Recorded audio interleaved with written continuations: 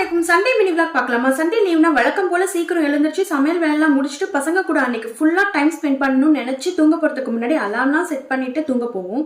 ஆனா மார்னிங் அப்படியே தலைக்கெல்லாம் மாறிடும். நைட் செட் பண்ண அலார்மே ஆஃப் பண்ணிட்டு குளிர் தாங்க முடியாம தூக்கத்துல ஆஃப் பண்ண ஏசியை திரும்பவும் ஆன் பண்ணி சண்டே தூங்குறதுலாம் ஒரு தனி விதமான சந்தோஷம். இந்த சந்தோஷம்லாம் தூங்குற வரைக்கும் தான். கிச்சனுக்குள்ள போயிட்டா போதும் எங்கிருந்து வரும் தெரியல படபடப்பு. லேட்டா எழுந்திருச்சா இப்படிதான். பிரேக்ஃபாஸ்ட் லஞ்ச் ஈவன் நைட் டின்னருக்கும் சேர்த்து ஒரு கிரேவி வச்சிடலாம்னு பீஃப் கிரேவியும் வச்சாச்சு. இது கூட லஞ்சுக்கு பீஃப் சுக்காவும் பண்ணியாச்சு. 1/2 kg பீஃப், வெங்காயம், ஜிஞ்சர் கார்லிக் பேஸ்ட், மஞ்சள் தூள், மிளகாய் தூள், மிளகுத்தூள், தேவையான அளவு உப்பு.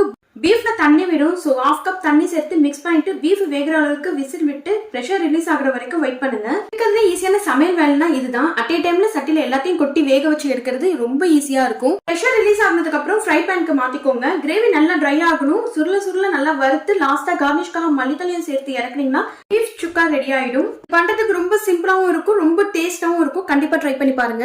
மட்டன் கிரேவி, பீஃப் கிரேவி பண்ணீங்கன்னா கண்டிப்பா ஒரு தடவை ரைஸ்க்கு வச்சு சாப்பிடுற மாதிரி ஒரு நார்த்தங்காய் ஊறுகாய் பண்ணலாமா? வெங்காயம் குட்டி குட்டியா கட் பண்ண பச்சை மிளகாய், உங்ககிட்ட நார்த்தங்காய் வத்தல் இருந்தா நார்த்தங்காய் வத்தல வெந்நீர்ல 10 நிமிஷம் ஊற வச்சு எடுத்து பச்சை மிளகாய் வெங்காயம் கூட சேர்த்து நல்லா கையாலேயே பிசையணும். கொஞ்சமா பீஃப் கிரேவி சேர்த்து மிக்ஸ் பண்ணிட்டு ரைஸ்க்கு வச்சு சாப்பிட்டீங்கன்னா அப்படி இருக்கும். கண்டிப்பா ட்ரை பண்ணி பாருங்க. இன்னைக்கான breakfast idli with beef gravy, லஞ்சுக்கு ரைஸ், பீஃப் சுக்கா, பீஃப் கிரேவி, நார்த்தங்காய் பீஃப் கிரேவி, பிக்கல். அஸ்ஸலாமு அலைக்கும். தேங்க்யூ ஃபார் வாட்சிங்.